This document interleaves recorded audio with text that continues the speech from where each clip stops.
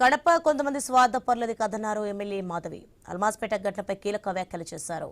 కడపలో అనేక మతాలు, కులాలు, పేదలు, ధనికులు ఎవరి జీవితాలు వాళ్ళు సాగిస్తున్నారన్నారు. ఈ ఘటనకు కారణమైన వారిని ప్రశ్నిస్తున్నామని చెప్పారు. అమాయక యువతను ప్రేరేపించి వారి భవిష్యత్తును నాశనం చేస్తున్నారని ఆరోపించారు. ఎలాంటి చర్యలతో సామాన్యులకు రక్షణ లేకుండా పోయిందని, ప్రభుత్వ చర్యలు కఠినంగా ఉండాలని తెలిపారు.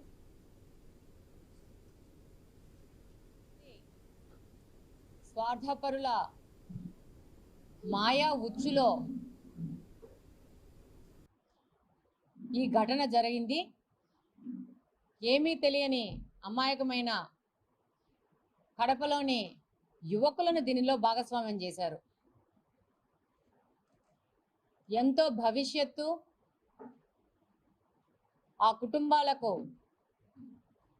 భవిష్యత్తు కోసం పనిచేయాల్సిన యువకులు, మంచి ఉపాధి అవకాశాలు పొందగలిగే మన కడపలోని